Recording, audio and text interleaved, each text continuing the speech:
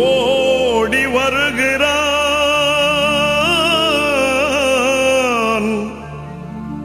உதய சூரியன்.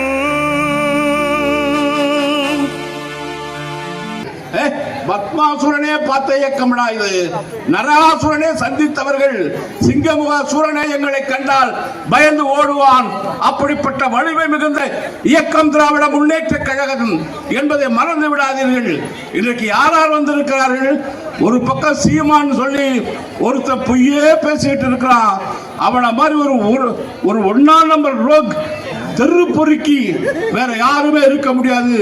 அப்படிப்பட்டவன் பேசுற பேச்சாக நான் கலைஞர் பேனாவை வைத்தால் அதை உடைப்பேன்றாம்.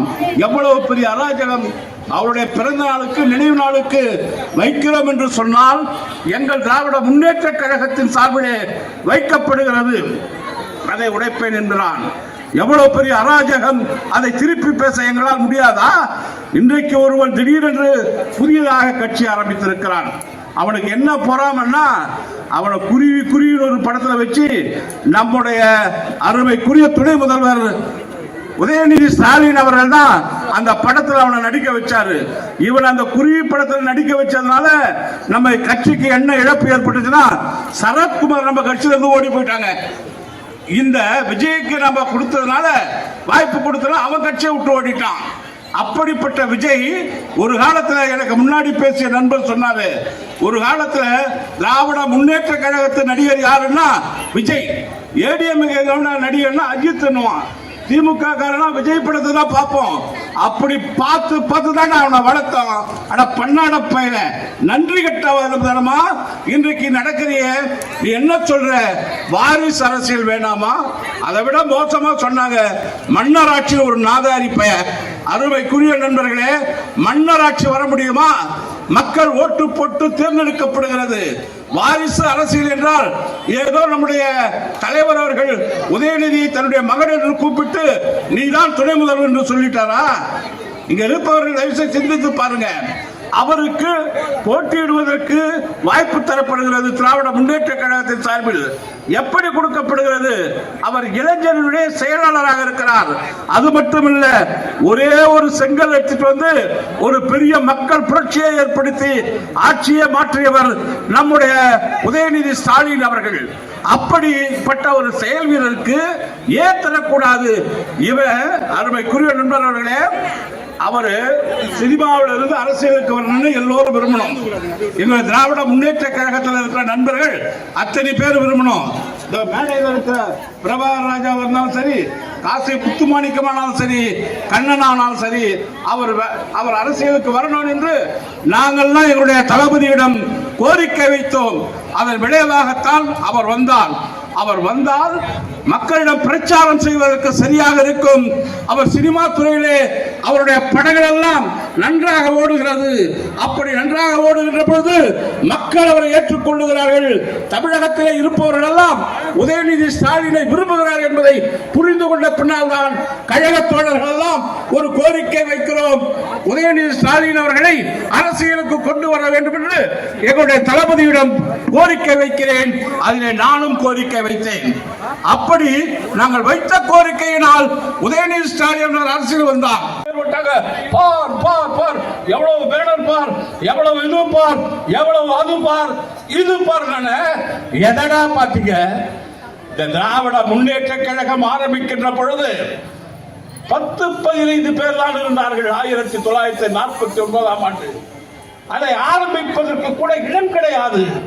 ஒரு பார்க்கிலே, ராபின்சன் பார்க்கிலே கொட்டு மழையில் ஆரம்பிக்கப்பட்டது. இங்க மேடையில் இருக்கின்ற நம்ம கண்ணனுக்கு தெரியும், வாசுகிக்கு தெரியும், கருப்புக்கு தெரியும். அருமைக்குரிய நண்பர்களே, ஒரு சாதாரணமாக ஆரம்பிக்கப்பட்ட இயக்கம் எப்படி மக்களுக்கு துண்டாற்றுவதற்காக தான் அந்த இயக்கத்தை ஆரம்பித்தார். அண்ணா அவர்கள் இந்த இயக்கத்தை ஆரம்பிக்கின்ற பொழுது சொன்னார், இந்த இயக்கத்தை நான் கண்ணீர் துளிகளுடன் ஆரம்பிக்கிறேன் என்று சொன்னார். கண்ணீர் சிந்தி ஆரம்பித்த இயக்கம். இந்த இயக்கம் கண்ணீர் சிந்தி அண்ணா ஆரம்பித்தார். ஏன் தெரியுமா? தந்தை பெரியார் அவர்கள் மீது ஒரு உராசல் ஏற்பட்டது. அவர் பேசுகின்ற கொள்கைக்கே மாறாக நடக்கிறார் என்று அன்றைக்கு அண்ணா அவர்கள் இப்படிப்பட்ட தலைவர்கள் எல்லாம் முடிவு செய்து, அதனால் திமுக திராவிடர் கழகத்தில் இருந்து திராவிட முன்னேற்ற கழகம் என்று ஆரம்பித்தார்கள். அப்பொழுது அண்ணா சொன்னார், பெரியார் மீது வைத்திருந்த அன்பின் காரணமாக, பெரியார் மீது வைத்திருந்த அந்த பாசத்தின் காரணமாக, பெரியார் மீது வைத்திருந்த அந்த மரியாதையின் காரணமாக என்னுடைய கட்சிக்கு தலைவர் கிடையாது, நம்முடைய தந்தை பெரியார் தான் திராவிட முன்னேற்ற கழகத்தின் தலைவர், தந்தை பெரியார் தான் எங்கள் வழிகாட்டி என்று சொல்லி பொதுச் செயலாளராக இருந்தால் திமுகவை ஆரம்பித்தார் அண்ணா. அதற்கு பிறகு கால சூழ்நிலையிலே வளர்ந்தது. மேடையிலே பேசுகின்ற பொழுது கேட்க யாரும் கிடையாது. கல்லால் அடிப்பார்கள், செருப்பாலே வீசுவார்கள், கழுதையை விடுவார்கள், பாம்பை விடுவார்கள். இப்படியெல்லாம் படிப்படியாக பல தியாகங்களை செய்து இந்த திராவிட முன்னேற்ற கழகம் வளர்ந்ததே தவிர காலிலே போவோம், கணம் பெறுவோம், மந்திரியாவும் அப்படி இப்படி நினைச்சு இந்த இயக்கம் வளரல. இந்த இயக்கம் கொள்கைக்காக, லட்சியத்திற்காக வளர்ந்த இயக்கம். நம்முடைய இயக்கத்திலே நம்முடைய பிளந்து கொண்டிருந்தவர் நம்முடைய உதயநிதி ஸ்டாலின் அவர்கள் தான் என்கின்ற பொழுது நாங்கள் பெருமைப்படுகிறோம். புலியை பார்த்து பூனை சூடு போட்டுக்கிட்டான். உங்க பழமொழி தெரியல, கிராமத்தில் பேசுவாங்க, புலியை பார்த்து பூனை சூடு போட்டுக்கிட்டான். உதயநிதியை பார்த்து அமைதியோட அரசியல் வந்த அந்த விஜய், நான் கேட்கிறேன், உனக்கு என்ன தெரியும் அரசியல்? எம்ஜிஆர் வளர்ந்தார்னா அவர் திராவிட முன்னேற்ற கழகத்தில் 1953 இருந்தார், பயணித்தார். இந்த இயக்கத்திலே அவர் இருந்தார். அதற்கு பிறகு மனமாச்சரிகளே பிரிந்து போனார். அது வேறு விஷயம். அருமைக்குரிய நண்பர்களே, உனக்கு என்னடா அரசியல் இருக்குது? போயிட்டே சுரேஷ், கீர்த்தி சுரேஷ், அந்த நடிகை பெருமையோட சரியா வரலங்க. அவளுக்கு இந்த ஒரு கல்யாணத்துக்கு பாம்பேக்கு போடுறாங்க. கூட யாரை கூட்டிட்டு போறான்? அவரு விஜயகாந்த். விஜயை பொறுத்த வரைக்கும் அவருடைய மனைவியை கூட கட்டி விட்டுட்டாருங்க. அவங்க அப்பா அம்மாவை கட்டி விட்டாரு. திரிசாவை கூட்டிட்டு போறாருங்க. திரிசாவை நான் கேட்கிறேன், நீ நல்லா எப்படியா சந்தோஷமா போ, ஜாலியா இரு, நான் வேணாம்னு சொல்லல. உனக்கு எதுக்குடா எங்களெல்லாம் கெடுக்கிறதுக்கு இதுக்கு வந்திருக்கிற? தேவையா? இந்த மக்கள் நான் ஏமாளிகளா? ஏய், ரொம்ப விவரமானவன்டா தமிழ்நாட்டு மக்கள். எத்தனையோ நடிகனை பார்த்துட்டாங்க. நம்முடைய சிவாஜி கணேசன் வந்தாரு, அவர் பெரிய நடிகர். பிள்ளைகளே போடாட்டான். அது மட்டும் கிடையாது, இன்னும் சொல்ல போனா எத்தனையோ நடிகர்கள் யாராவது வந்தான். டி ராஜேந்தர் வந்தான், அதுக்கப்புறம் கமல் கூட வந்தார் பாவம். இப்படி எண்ணற்ற நடிகர்கள் இந்த இயக்கத்துல வந்து வரப்பெல்லாம் திமுக தாண்டா குறை சொல்லுவான். அட பாவி பசங்களா, என்னடா திமுக அப்படி குறைய கண்டீங்க? வரப்ப ஏன் தெரியுமா? பழுத்த மரம் தான் கல்லடிப்படும். உங்களுக்கு தெரியும், பழுத்த மரம் தான் கல்லடிப்படும். காஞ்சி போன மரம் தான் நீங்க கேட்கலாம், அடுப்பறிக்கு போட்டுருவானுங்க. அது போல சிலர் இருக்கிறான். இன்னைக்கு பட்டபரமா சிலர் இருக்கிறான். ஆனால் இந்த இயக்கம் ஏறத்தாழ 75 ஆண்டு காலமாக இந்த இயக்கம் குறைவில்லாமல் வளர்ந்து கொண்டே இருக்கிறது. இமயமளவு உயர்ந்து கொண்டு இருக்கிறது, வளர்ந்து கொண்டே இருக்கிறது. திராவிட முன்னேற்ற கழகத்தை அழிப்பதற்கு என்ன கொம்பாதி கொம்பனம் இந்திய துணை கண்டத்திலே இல்லை. அது மோடியாக இருந்தாலும் சரி, அவனுக்கு காவடி தூக்குற ஜாதியாக இருந்தாலும் சரி, இந்த திராவிட முன்னேற்ற கழகத்து தொண்டர்கள் விடமாட்டார்கள். நாங்கள் எல்லாம் யார்? விசாவையே பார்த்து ஜீரணித்தவர்கள் திராவிட முன்னேற்ற கழகத்து தோழர்கள். துப்பாக்கி தோட்டாக்களே வேட்டி சித்தமாக கேட்டு பழக்கப்பட்டு போனவர்கள் திமுகவில் இருக்கிறார்கள். இங்கே இருப்பவர்கள் வீரத்தின் விளைநிலம், வீரத்தின் வித்துக்கள். இங்கே வேடிக்கை இடம் கிடையாது, கோழைக்கு இடம் கிடையாது. திராவிட முன்னேற்ற கழகம் என்றால் அது வீரர்களுடைய கூடாரம் என்பதை இந்த நேரத்திலே நான் தெரிவித்துக் கொள்ள ஆசைப்படுகிறேன். ஏய், அனாவசியமா பேசுறவளை வச்சுக்கிட்டீங்க. மாவனுகளை எண்ணாவையில் எனக்கு தெரியாது. நாங்கெல்லாம் எங்க தலைவனுக்கு பயந்துகிட்டு இருக்கிறோங்க. நாம ஏதாவது பேச தேவையில்லாம ஒரு பிரச்சனையாகி நம்மள ஏதாவது கட்ட போறாங்கன்னு ஒரு பயத்தில் இருக்கிறாங்க. இல்லன்னா எங்க எதிர்க்க மேடையில நிக்க முடியுமா? ஒருத்தர் சொல்றான் இது பரம்பரை ஆட்சின்றான், மன்னர் ஆட்சின்றான். என்ன பேச்சு? வாரிசு அரசியல். பிரபு யாரா? சிவாஜி கணேசன் புள்ள தானே? அவன் தகவல் வந்தான். யாரா அவன்? கார்த்திக் யாரா? அவன் யாரு? முத்துராம பையன் தானே. அவன் வந்தான்ல. டேய் நீ மட்டும் யாரா? நீ யாரு? எஸ்.ஏ. சந்திரசேகரன் புள்ள தானே. நீ மட்டும் அரசியலுக்கு வரலாம், நீ மட்டும் சினிமாவுக்கு வரலாம்.